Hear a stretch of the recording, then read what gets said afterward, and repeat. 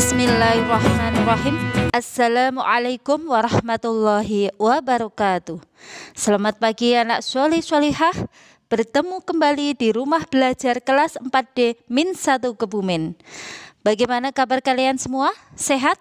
Alhamdulillah. Semoga kita semua dalam keadaan sehat, sehingga pada kesempatan hari ini kita dapat melaksanakan kegiatan pembelajaran jarak jauh dengan lancar dan sukses. Amin. Anak-anak, mari sebelum mulai belajar kita membaca basmalah bersama. Bismillahirrahmanirrahim.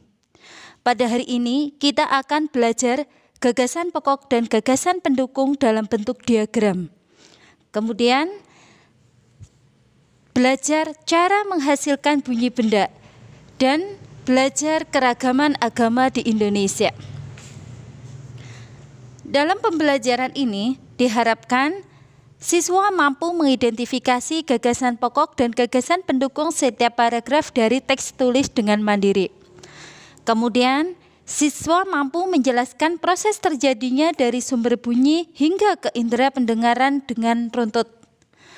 Kemudian, siswa mampu menjelaskan pengalaman, sikap toleransi, dan kerjasama antar teman berbeda agama sebagai identitas bangsa Indonesia dengan sistematis. Baik, untuk yang pertama, kita belajar gagasan pokok dan gagasan pendukung dalam bentuk diagram. Anak-anak, masih ingatkah kalian tentang gagasan pokok dan gagasan pendukung dalam suatu bacaan? Gagasan pokok dan gagasan pendukung akan lebih mudah dipahami jika disusun dalam sebuah diagram. Berikut cara menentukan gagasan pokok dan gagasan pendukung dalam bentuk diagram. 1. Bacalah paragraf dengan seksama. 2. Cermatilah kalimat pertama hingga kalimat terakhir. 3. Tentukanlah gagasan pokok dan gagasan pendukung paragraf. 4. Gagasan pokok adalah bagian inti, dapat ditulis di bagian atas atau tengah. 5. Gagasan pendukung adalah cabang-cabang dari gagasan pokok, dapat ditulis di bagian samping atau bawah gagasan pokok. Ayo cermatilah paragraf berikut. Indonesia memiliki berbagai bahasa daerah, misalnya bahasa Batak, bahasa Jawa, dan bahasa Sunda. Keragaman bahasa di Indonesia tidak membuat bangsa Indonesia terpecah-pecah. Bangsa Indonesia tetap menjaga persatuan dan kesatuan. Bangsa Indonesia dipersatukan oleh bahasa persatuan, yaitu bahasa Indonesia. Nah, dari paragraf tersebut, kita dapat menentukan gagasan pokok dan gagasan pendukung dari paragraf di atas.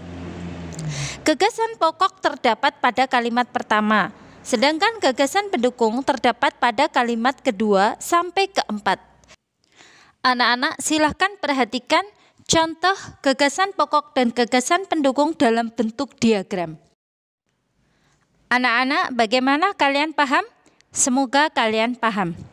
Untuk selanjutnya, kita akan belajar cara menghasilkan bunyi pada benda. Masih ingatkah kalian tentang sumber bunyi? Sumber bunyi adalah semua benda yang dapat menghasilkan bunyi. Bunyi dihasilkan oleh benda yang bergetar.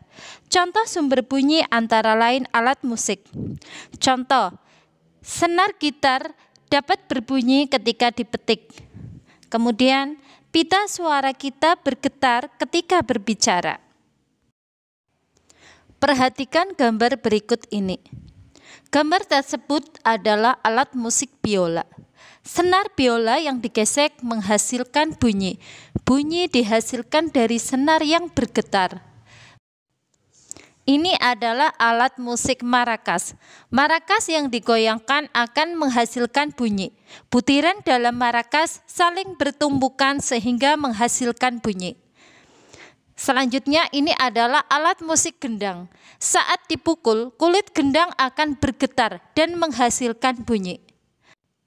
Dan masih banyak lagi alat musik tradisional di Indonesia yang menghasilkan bunyi. Untuk selanjutnya, kita akan belajar keragaman agama di Indonesia. Kalian sudah mengetahui keragaman sosial yang ada di Indonesia. Ada keragaman budaya, etnis, dan juga agama. Di sekitar kita ada teman yang beragam agamanya. Indonesia mengakui 6 agama, yaitu Islam, Kristen, Katolik, Hindu, Buddha, dan Konghucu. Agama Islam memiliki kitab suci Al-Quran, tempat ibadahnya yaitu di masjid. Hari besar keagamaannya yaitu Idul Fitri, Idul Adha, Tahun Baru Hijriah, Maulid Nabi Muhammad SAW, dan Isra Mi'raj.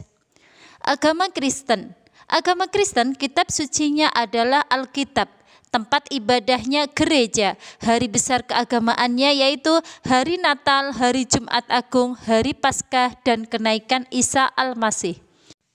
Agama Katolik, kitab suci agama Katolik yaitu Alkitab, tempat ibadahnya gereja. Hari besar keagamaannya yaitu hari Natal, hari Jumat Agung, hari Paskah, dan kenaikan Isa Al-Masih. Agama Hindu, kitab sucinya yaitu Weda, tempat ibadahnya Pura. Hari besar keagamaannya yaitu hari Nyepi, hari Saraswati, dan hari Pager Besi. Selanjutnya yaitu agama Buddha. Kitab suci agama Buddha yaitu Tripitaka, tempat ibadahnya Wihara. Hari besar keagamaannya yaitu hari Waisak, hari Asada, dan hari Katina. Kemudian agama Konghucu, kitab sucinya yaitu Sisuwujing, tempat ibadahnya Klenteng. Hari besar keagamaannya yaitu Tahun Baru Imlek dan Cap Gome. Bagaimana anak-anak, kalian paham? Semoga kalian paham.